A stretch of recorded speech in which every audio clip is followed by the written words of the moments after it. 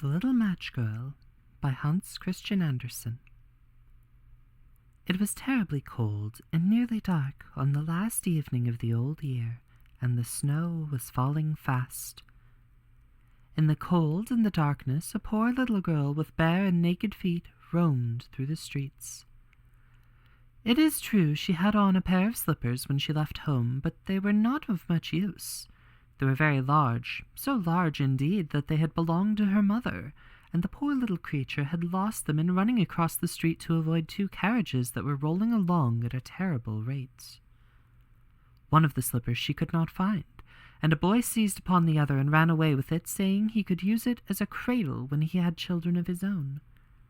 So the little girl went on with her little naked feet, which were quite red and blue with the cold. In an old apron she carried a number of matches, and had a bundle of them in her hands. No one had bought anything of her the whole day, nor had anyone given her even a penny. Shivering with cold and hunger, she crept along, poor little child. She looked the picture of misery. The snowflakes fell on her long, fair hair, which hung in curls on her shoulders, but she regarded them not. Lights were shining from every window, and there was a savory smell of roast goose, for it was New Year's Eve. Yes, she remembered that. In a corner between two houses, one of which projected beyond the other, she sank down and huddled herself together. She had drawn her little feet under her, but she could not keep off the cold, and she dared not go home, for she had sold no matches, and could not take home even a penny of money. Her father would certainly beat her.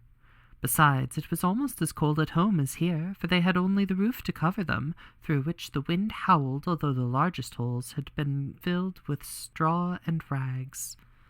Her hands were almost frozen with the cold. Oh, perhaps burning a match might be some good, if she could draw it from the bundle and strike it against the wall just to warm her fingers. She drew one out.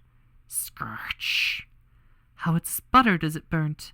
It gave a warm, bright light, like a little candle, as she held her hand over it. It was really a wonderful sight. It seemed to the girl that she was sitting by a large iron stove with polished brass feet and a brass ornament. How the fire burned, and seemed so beautifully warm that the child stretched out her feet as if to warm them, when lo! The flame of the match went out, the stove vanished, and she had only the remains of the half-burnt match in her hand. She rubbed another match on the wall. It burst into flame, and where its light fell upon the wall it became as transparent as a veil, and she could see into the room.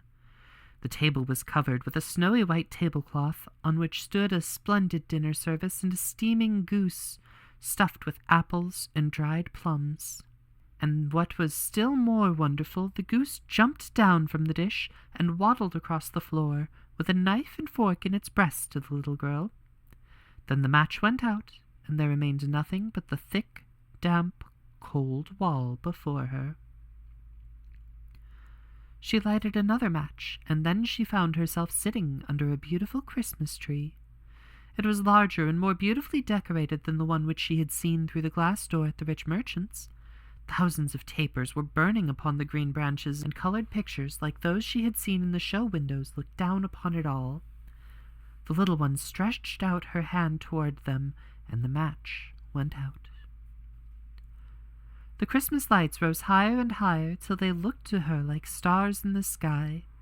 Then she saw a star fall, leaving behind it a bright streak of fire. "Someone is dying," thought the little girl, for her old grandmother, the only one who had ever loved her, and who was now dead, had told her that when a star falls, a soul was going up to God. She again rubbed a match on the wall, and the light shone round her, and in the brightness stood her old grandmother, clear and shining, yet mild and loving in her appearance. "Grandmother," cried the little one, "oh, take me with you. I know you will go away when the match burns out. You will vanish like the warm stove, the roast goose, and the large glorious Christmas tree." And she made haste to light the whole bundle of matches, for she wished to keep her grandmother there. And the matches glowed with a light that was brighter than the noonday, and her grandmother had never appeared so large or so beautiful. She took the little girl in her arms, and they both flew upwards in brightness and joy, far above the earth, where there was neither cold, nor hunger, nor pain, for they were with God. In the dawn of morning there lay the poor little one, with pale cheeks and smiling mouth, leaning against the wall. She had frozen to death on the last evening of the year, and the New Year's sun rose and shone upon a little corpse. The child still sat in the stiffness of death, holding the matches in her hand, one bundle of which was burnt. "She tried to warm herself," said some.